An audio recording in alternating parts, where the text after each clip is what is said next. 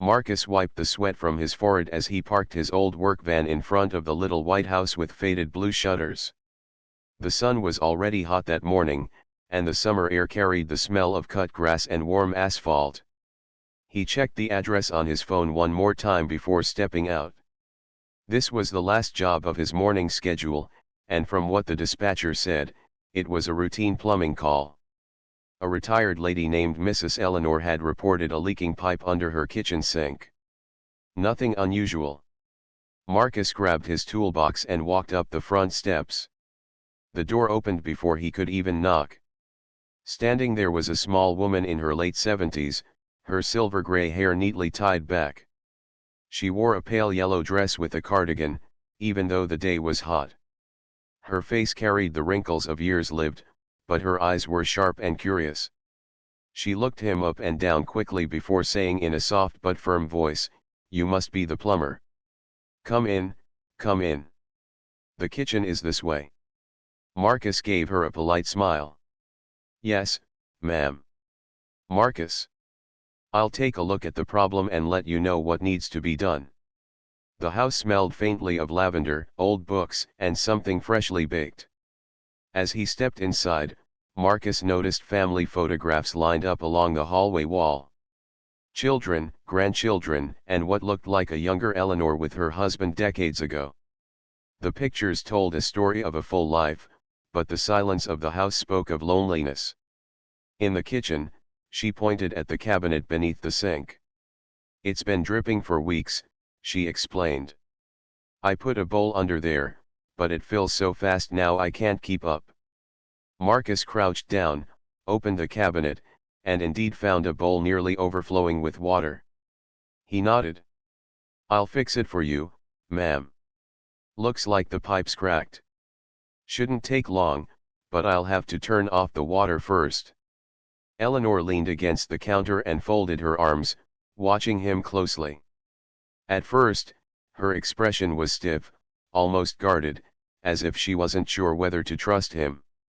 Marcus was used to that. He had worked in many neighborhoods where older homeowners looked at him with doubt at first, especially when they saw how young he was. At only 26, with broad shoulders and calloused hands, he sometimes looked more like a construction worker than a licensed plumber. He ignored the feeling of her eyes on him and focused on his work.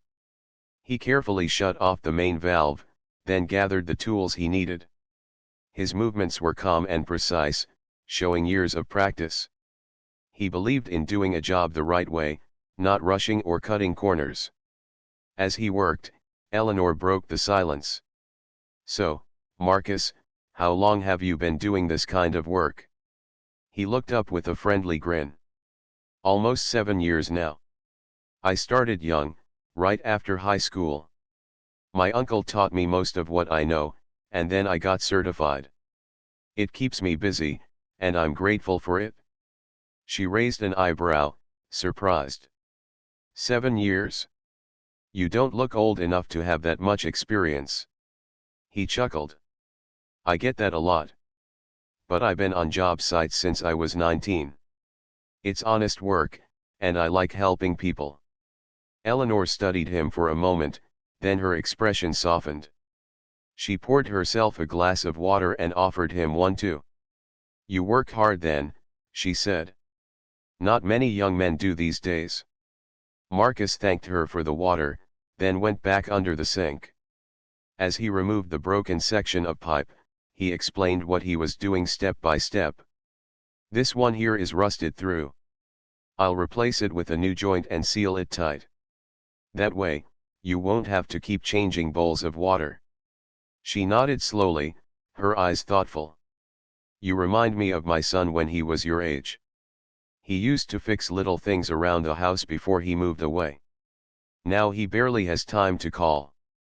Marcus didn't say anything for a moment.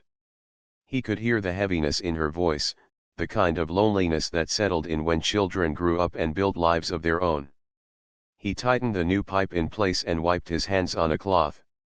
"I'm sure he loves you, ma'am," he said gently. "Life gets busy, but it doesn't mean he's forgotten." Her lips curved into a small smile. You're kind to say that. The conversation drifted as Marcus continued working. Eleanor asked about his family, and he told her about his younger sister, Naomi, who was finishing high school. He shared how he was working extra jobs to save money so she could go to college. She wants to study medicine, he explained proudly. I promised her I'd help her make it happen. Our mom raised us alone, and I want Naomi to have the chances I didn't. Eleanor's eyes softened as she listened. She could see the sincerity in his words. That's very noble of you, she said. Not every brother would carry such responsibility. Marcus shrugged lightly, but there was pride in his tone. Family comes first. The hours slipped by. He worked carefully, replacing the damaged pipes and double-checking the connections. Eleanor busied herself by making tea. She brought a tray with 2 cups, some sugar, and a small plate of cookies she had baked the night before. Marcus hesitated at first, but she insisted. Sit for a moment. You've been working hard.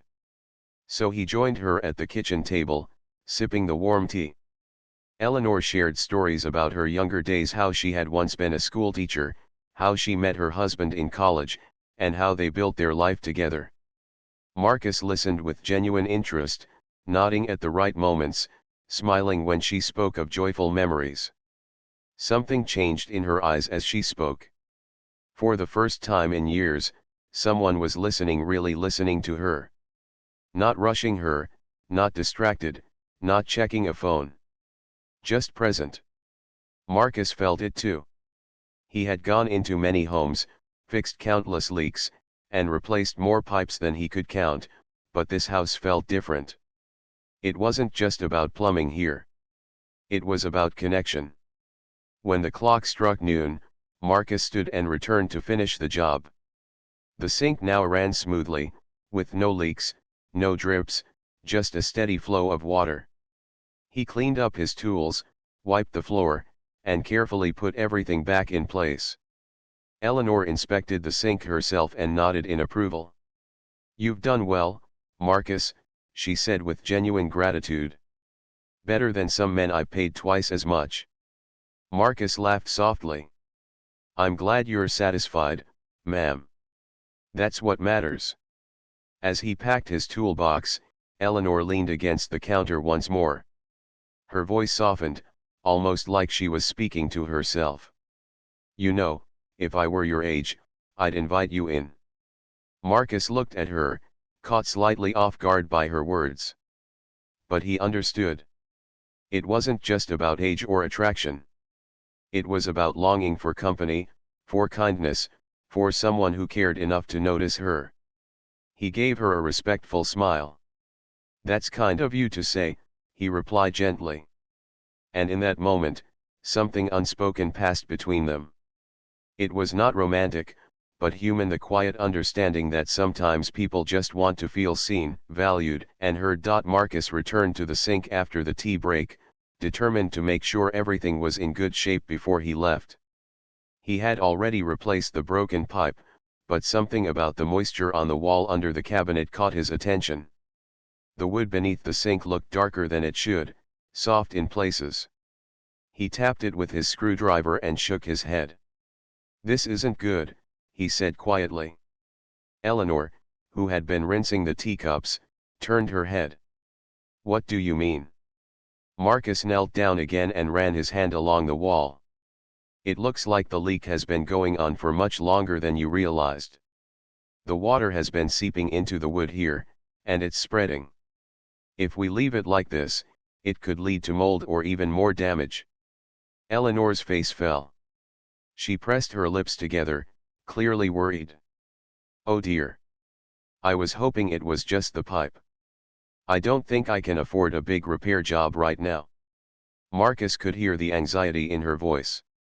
He had met many clients who tried to cover up small problems, hoping they wouldn't grow worse. But time always revealed the truth. He didn't want to frighten her, yet he also believed in honesty. I understand, he said gently. But I don't want you to live with this problem. I'll do what I can to fix it properly. I'll charge you only for the parts, not for my extra time. Eleanor blinked in surprise. You'd do that for me? Marcus smiled. Of course. My mother always taught me to treat people the way I'd want her to be treated if she needed help. I can't ignore this, ma'am. For a moment, Eleanor was quiet. Her eyes grew misty, and she turned away as if to hide it. Marcus pretended not to notice, giving her the dignity of silence. He pulled out new materials from his toolbox and began preparing to cut away the damaged section of pipe and replace the damp wood panel. The afternoon stretched on as Marcus worked steadily. He had to remove parts of the cabinet wall, which revealed just how much damage there had been. Eleanor hovered nearby, sometimes wringing her hands, sometimes offering him small things like water or a towel. She wanted to be useful, though she knew she couldn't help with the labor. Finally, when the hardest part was over, Marcus sat back on his heels and wiped his forehead. There, he said. The damage isn't as bad as it could have been. I've replaced the rotted section, sealed the new pipe, and reinforced the base so you won't have any problems for a long time. Eleanor let out a breath of relief. You've been here nearly the whole day. Are you sure you don't mind? Marcus laughed softly. This is my job, ma'am. Besides, I'd rather know you're safe than leave you with a temporary fix. Something in the way he said it made her heart warm. She walked to the cupboard and took out a tin of cookies. At least eat something before you go. You can't work all day on just tea. He accepted with a grin, taking one of the cookies. Thank you. You bake very well, Mrs. Eleanor. The compliment lit up her face. My husband used to say that too. I haven't baked much since he passed. But today, it felt right. They sat again at the small kitchen table, the afternoon light pouring in through the window. This time, the conversation flowed more easily. Marcus asked about the photos on the wall, and Eleanor told him about her 3 children, all grown and busy with their lives. She admitted that sometimes she felt forgotten. They love me, I know they do, she said softly, stirring her tea though she had already finished it. But they have their jobs, their families, their responsibilities. I can't expect them to come by all the time. Marcus nodded. It's the same with my mom. She works so hard to raise us, but sometimes my sister and I get so caught up in our own lives, we forget how much she still needs us. That's why I try to call her every day. Even if it's just a few minutes. Eleanor looked at him with admiration. You're a good son, Marcus. Your mother must be very proud. He shrugged modestly, but her words meant a lot to him. I hope so. As the hours passed, Marcus found himself not just fixing plumbing but also repairing something else, the invisible cracks of loneliness that time had left in Eleanor's heart. She began to laugh at little things, telling stories about her childhood, her teaching days, and the mischief her students sometimes caused. Marcus enjoyed listening, asking questions, and encouraging her to share more. By the time the clock struck 4, the kitchen looked better than it had in years. The pipes were new, the sink was solid, and the faint smell of dampness had faded. Marcus packed his tools, making sure everything was neat and clean. Before he could leave, Eleanor reached into her purse and pulled out an envelope. This should cover your fee. Marcus shook his head. You've already paid for the service call. I'm not taking anything more for the extra work. But you spent the whole day here, she protested. He smiled gently. Some things matter more than money. You needed help, and I had the skills. That's enough. Eleanor stared at him, her eyes wide. Finally, she nodded slowly, almost as if she didn't believe such kindness was possible. You're not like most people, she whispered. Marcus laughed. I just try to do right by others. That's all. For a long moment, they stood in silence, the sound of the ticking kitchen clock filling the air. Then Eleanor cleared her throat and said softly, it's been years since someone cared enough to stay, to really help me. Thank you, Marcus. Truly. He nodded respectfully. You don't have to thank me. I'll come back in a few weeks just to check that everything's still running smoothly. No charge, I promise. Eleanor's face lit up in a way that reminded him of a grandmother's joy when her grandchildren came home. She reached out and touched his arm gently, her voice trembling. You've given me more than a working sink today. You've given me hope that there are still good people in the world. Marcus didn't know what to say. He simply nodded, packed his things, and promised again that he would return. As he left the house, the late afternoon sun bathed the street in golden light. He walked to his van, tired but strangely content. The job had taken longer than expected, but he didn't mind. Some repairs weren't about pipes and water. Some were about people. Back inside, Eleanor stood by the window, watching him drive away. For the first time in a long while, she felt less alone. She whispered to herself, if I were his age, I'd invite him in. Then she smiled, knowing that what mattered most wasn't age, but the kindness that had entered her home that day. The next few weeks passed quickly for Marcus. Work kept him busy, and every day brought a new set of calls: clogged drains, broken faucets, leaky toilets. Still, he often found his mind drifting back to Eleanor's quiet house with its lavender smell and walls covered in family pictures. Something about her had stayed with him. Maybe it was her gentle voice, or maybe it was the way she looked at him when he promised to return. He had made that promise not as a worker but as a person who cared. On a mild Saturday morning, Marcus kept his word. He drove his van back to Eleanor's neighborhood. This time he carried only a small toolbox and a spare set of parts, just in case. When he knocked on her door, he heard the sound of quick footsteps inside. The door opened, and Eleanor's face lit up like sunlight breaking through clouds. Marcus. I wasn't expecting you today. What a nice surprise. Marcus smiled warmly. I told you I'd come back to check on the repairs. I just want to make sure everything's holding up. Eleanor opened the door wide. Please, come in. The sink has been working perfectly, thanks to you. Not a single drop of water has leaked since you left. Marcus crouched down in the kitchen and examined the pipes carefully. Everything was still solid. The new parts he had installed shone cleanly in the light. He tapped them gently, checked the seals, and then stood up with a satisfied nod. Looks good, he said. No problems here. But I also want to check the water line in your bathroom, if you don't mind. Sometimes leaks travel. Eleanor laughed lightly. Of course. You know more about these things than I ever will. As Marcus worked in the bathroom, Eleanor stood in the doorway, leaning on her cane. She was watching him, but not in the same cautious way she had when he first arrived weeks ago. Now her gaze was full of trust, almost like she was watching a grandson she cared deeply about. You know, she said softly, it's been a long time since anyone took such care with this house.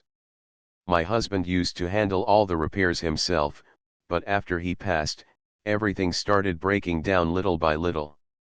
I called professionals before, but most of them came in, did the bare minimum, and left. None of them cared the way you do. Marcus paused, looking at her. Sometimes, people forget that work isn't just about money. It's about people. If my mom lived alone, I'd want someone to treat her with the same respect. Eleanor smiled, touched by his words. Your mother raised you well. When he finished checking the bathroom, Marcus returned to the kitchen. Eleanor had prepared tea again, with fresh slices of banana bread on a plate. Sit down, Marcus, she urged. You've done enough bending and crouching for one morning. They sat together, and as they ate, Eleanor began sharing more stories. She talked about her years as a teacher, the stubborn students who became her favorites, the ones who made her laugh, and even the ones who drove her to tears but later came back to thank her. Marcus listened, fascinated.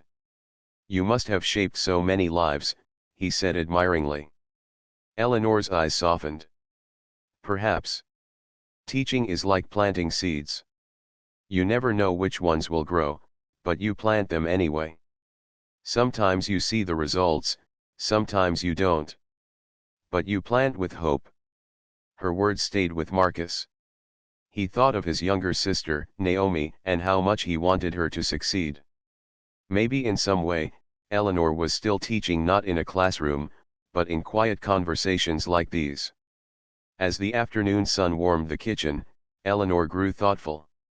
She glanced at the photos on the wall again and sighed. "When you get old, Marcus, people stop asking about your stories. They stop seeing you as someone who once lived a full, busy life. You become a shadow in your own home." Marcus leaned forward. "Not to me. I like hearing your stories. They matter." Eleanor's eyes glistened, and she quickly dabbed them with a napkin. "You have no idea what that means to me." Later, as Marcus was preparing to leave, he noticed a loose hinge on her back door. Without being asked, he took out his screwdriver and fixed it in minutes. Eleanor laughed. "You really don't know how to sit still, do you?" He grinned. "I just see things, and I like to leave them better than I found them." Before he stepped out, Eleanor stopped him with a hand on his arm. Her voice was quiet, almost trembling. "You're not just fixing my home, Marcus. You're fixing pieces of me I thought were gone." Marcus felt a lump in his throat. He didn't know how to respond, so he simply said, "I'll come by again. You shouldn't have to handle this house alone." As he drove away that day, Marcus realized that Eleanor had become more than just a client. She had become a friend, almost like family. He thought about her words, about planting seeds, and wondered what seeds he might be planting without even knowing it. Over the next few weeks, Marcus kept visiting Eleanor when he had time. Sometimes he brought over small things, a light bulb to replace one in her hallway, a new filter for her sink, or just a loaf of bread from the bakery. Other times, he came with nothing but conversation. Eleanor began to look forward to his visits the way one looks forward to a holiday. One day, she said to him with a playful smile, "Marcus, if I were your age, I'd invite you in and never let you leave." Marcus chuckled, remembering the words she had spoken before. But he understood now. It wasn't about romance or age. It was about the longing for companionship, the simple joy of having someone who cared enough to stay. He responded gently, "You don't need to be my age to have me around, Mrs. Eleanor. I'm here because I want to be." Her smile widened, and she looked out the window with a peaceful expression. "Then maybe I'm not as alone as I thought." That evening, Marcus left her house with a sense of peace he rarely felt. He had repaired her plumbing, yes, but more importantly, he had repaired a bond between two people who might never have crossed paths otherwise. The story of a young plumber and a lonely teacher had become something more, a quiet friendship that neither had expected but both deeply needed. And for Eleanor, the words she once said in passing, "If I were your age, I'd invite you in," no longer carried sadness. They became a symbol of connection, of gratitude, and of the unexpected ways life still had surprises to offer. The weeks rolled into months, and what began as a chance plumbing call slowly blossomed into a rhythm of quiet friendship. Marcus would stop by Eleanor's house whenever his schedule allowed, sometimes with tools in hand, sometimes simply with a smile. For Eleanor, these visits became like little sparks of sunshine in her quiet days.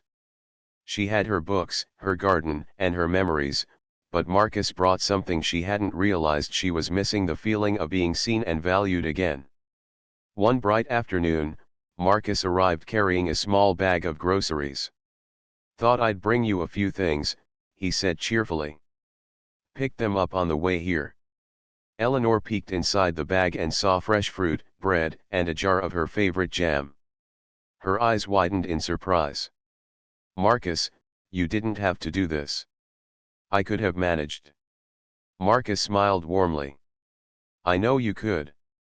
But it doesn't hurt to have someone make life a little easier now and then. She shook her head with a chuckle, but her heart was touched. You're too good, Marcus. I hope you know that. That afternoon, after checking her sink and making sure the water pressure was still steady, Marcus decided to take a look at other areas of the house. He noticed a squeaky stair on the back porch and tightened the nails. He replaced a flickering light bulb in the hallway and even oiled the hinges on a door that had been stubborn for years. Each small act of care left Eleanor both amused and grateful.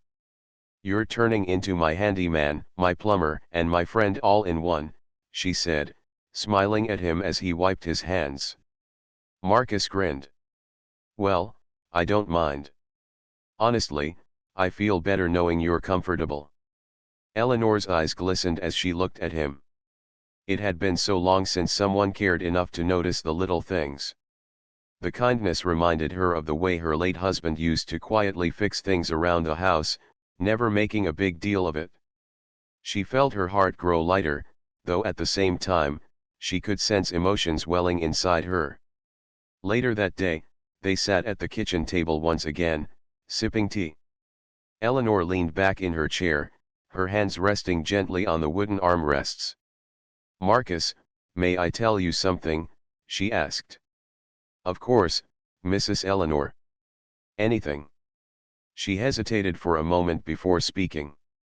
That first day you came here, when I said, if I were your age, I'd invite you in, I meant it more deeply than I let on.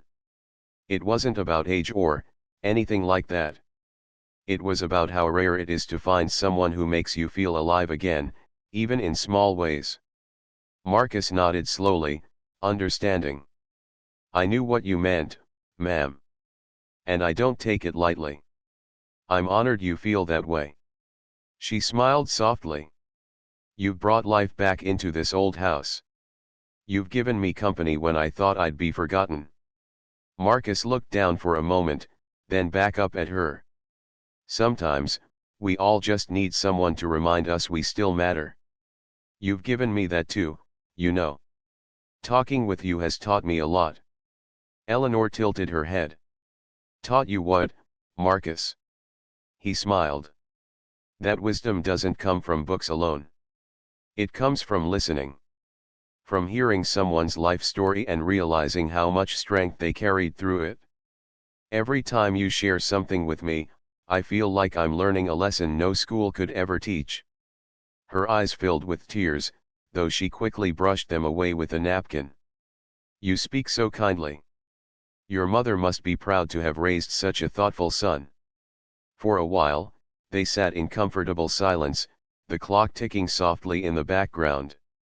It felt less like two people of different generations and more like two friends who had found each other in the quiet corners of life. In the weeks that followed, Eleanor began sharing stories of her younger years more often. She told Marcus about her first teaching job in a small town school, where the chalk dust clung to her clothes but her heart was full. She spoke of her husband, Henry, and how he used to surprise her with wildflowers he picked on his way home from work. Marcus listened, genuinely invested, and each story stitched another thread into the fabric of their growing bond. But their friendship didn't stay just between the two of them.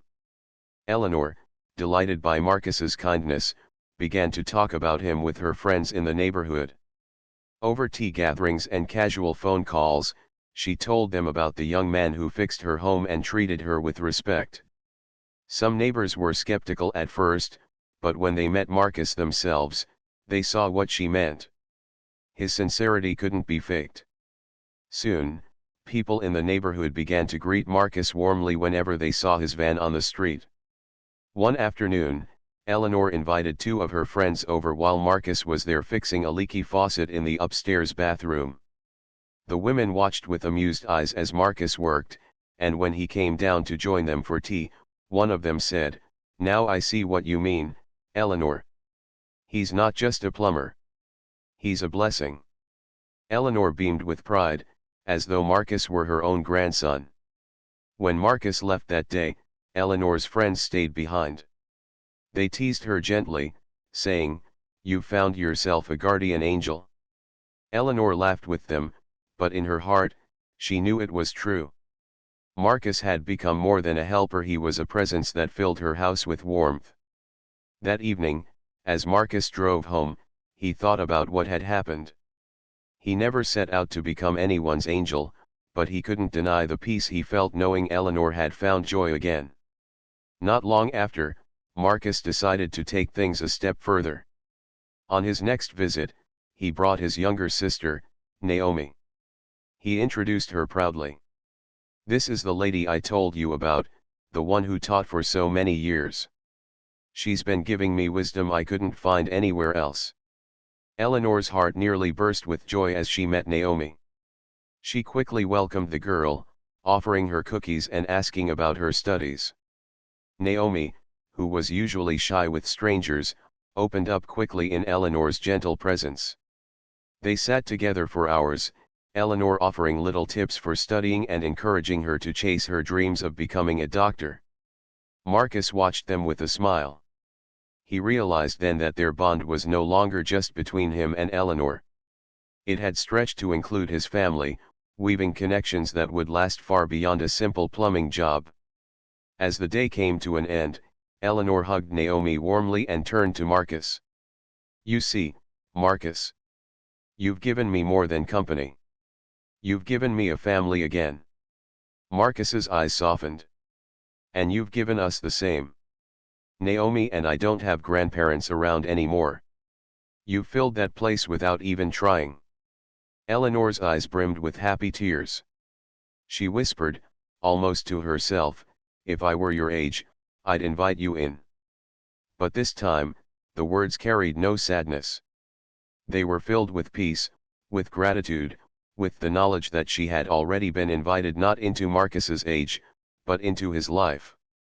And that was worth more than anything else. The weeks turned into months, and what had started as a plumbing repair had now become something deeper, a relationship that looked nothing like a simple service call. Marcus had kept his word to Eleanor, visiting her whenever he could, sometimes with his sister Naomi, sometimes alone. Each visit felt less like work and more like family. Eleanor's once quiet, almost lonely home now echoed with laughter and warm conversations. Her kitchen table, which had often sat empty, was now a place where stories were shared, where Marcus enjoyed tea after a long day of work, and where Naomi received encouragement for her studies. For Eleanor, it felt as though her house had been given a second life. One crisp autumn afternoon, Marcus pulled up in his van with Naomi. They carried a basket of fresh fruit, bread, and a few flowers for Eleanor's kitchen window. Eleanor greeted them at the door, her eyes bright and her smile wide. "You two always bring sunshine with you," she said warmly. Inside, they sat together in the living room, where the afternoon light streamed through lace curtains. Eleanor showed Naomi some old teaching books she had kept from her years at school. She pointed to notes in the margins, little reminders to herself, and explained how she had used them to guide her lessons. Naomi listened intently, her eyes full of curiosity. "You'll make a wonderful doctor one day," Eleanor told her gently. "But remember, it's not only about knowledge. It's about how you care for people, how you treat them. That's what makes all the difference." Naomi nodded thoughtfully, and Marcus felt pride swell in his chest.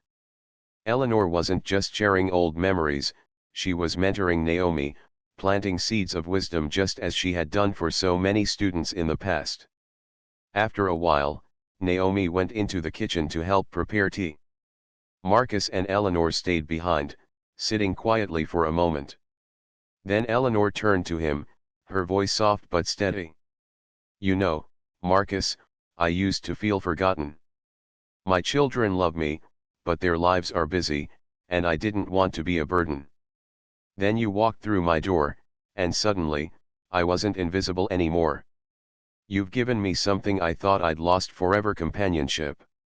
Marcus leaned forward, his hands resting on his knees. "And you've given me something too, Mrs. Eleanor." You've shown me what it means to value stories, to listen, to care. My sister looks up to you already. You've become family to us. Eleanor's eyes shimmered with tears, but they were tears of joy. She reached out and patted his hand gently. If I were your age, Marcus, I'd invite you in and keep you close. But maybe I don't need to be your age for that. Maybe I already have. Marcus smiled, his voice quiet but full of feeling. You do. You're part of our lives now. When Naomi returned with the tea, Eleanor's heart was full. She realized that the line she had once spoken half in jest, half in longing had taken on a new meaning. It wasn't about romance or lost youth anymore. It was about the door of her life being opened again, about letting love and care flow in unexpected ways.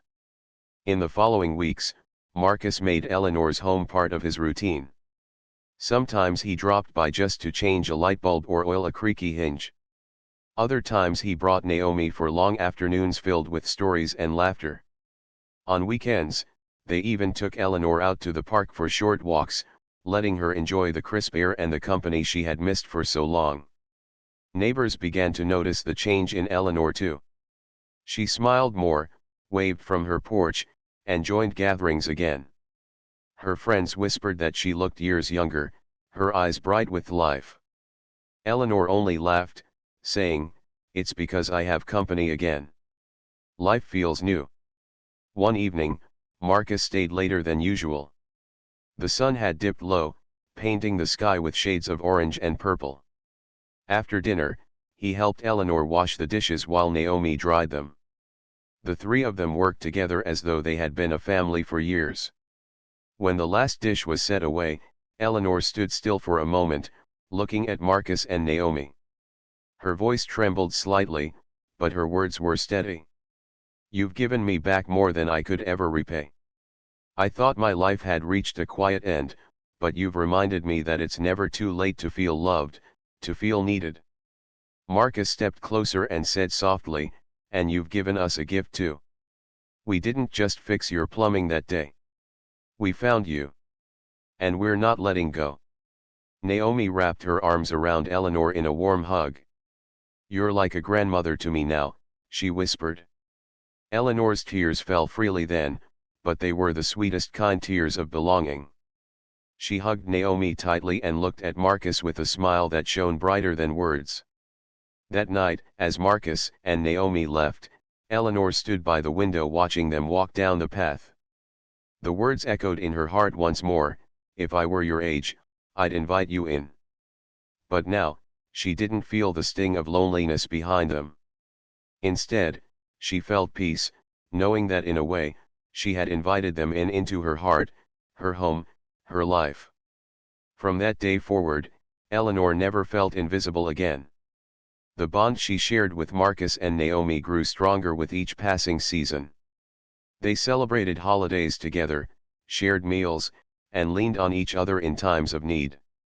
It wasn't a story of plumbing or pipes anymore. It was a story of humanity, of kindness, of how one simple act of honesty and care could build a bridge between generations. And so, the young plumber who came to fix a leak ended up repairing something far greater, the loneliness of a woman who had given her life to others, and in return, he gained a grandmotherly figure and a family bond that would last a lifetime. The words she had once spoken lightly had become a symbol of something deeper. They no longer carried a longing for youth. Instead, they carried gratitude for connection. For Eleanor, Marcus, and Naomi, it was proof that sometimes life surprises us in the most ordinary moments: a broken pipe, a chance meeting, a simple act of kindness, and those moments can change everything.